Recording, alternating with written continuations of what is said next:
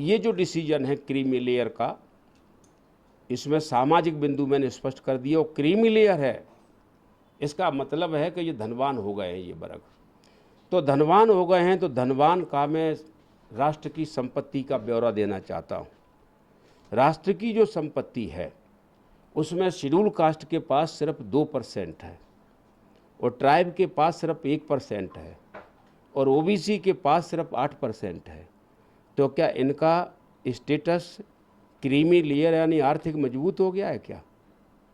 नहीं हुआ, ये डेटा बता रहा है।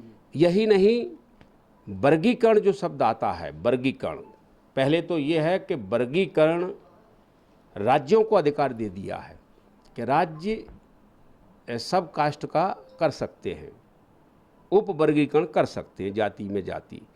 जबकि संविधान का आर्टिकल 341 ये कहता है कि अनुसूचित जाति और जनजाति के सारे अधिकार राष्ट्रपति जी के पास है, ये राज्यों के पास इसके अधिकार है ही नहीं।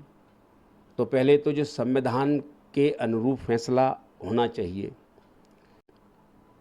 कि जनगणना ही नहीं हुई है अभी, तो आप किस प्रकार से वर्गीकरण करेंगे कि किन वर्गों को क्या मिला है कि क्या नहीं मिला? तो सबसे पहले तो आपको जाति जनगणना कराना पड़ेगी, तब आप उप वर्गीकरण कर सकते हैं। तो ये सारी चीज़ें इसके अंदर हैं।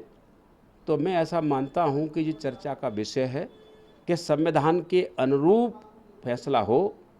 और सरकार ने सर्वे अगर कर लिया होता तो अटॉर्नी जनरल और राज्यों के जो एडवोकेट जनरल सुप्रीम कोर्ट में अपनी दलील रखते सरकार की तरफ से, तो फैसला आता। तो मैं समझता हूँ कि उस फैसले का पूरा देश नहीं, पूरा जहाँ जिनको नॉलेज होता वो उसका स्वागत करते हैं। वर्गीकरण से क्या लगता है अंतरजातीय संघर्ष बढ़ने की स्थिति बनती है? नहीं, देखिए, अंतरजातीय संघर्ष बढ़ेगा कि नहीं बढ़ेगा ये विषय नहीं है, उसके ऊपर नहीं है। पहले तो संविधान के अनुरूप ही ये काम होना चाहिए। भाई संविधान के अनुरूप नहीं हो रहा है तो संघर्ष बढ़े या ना बढ़े उसका क्या मतलब है? तो संविधान को आप क्यों चाह रहे हैं कि संविधान को बगल में रख के सारे काम कराए जाएं? ये तो मोदी जी सरकार ने पहले कहा था कि हम संविधान भी बदलेंगे और आरक्षण भी खत्म करेंगे।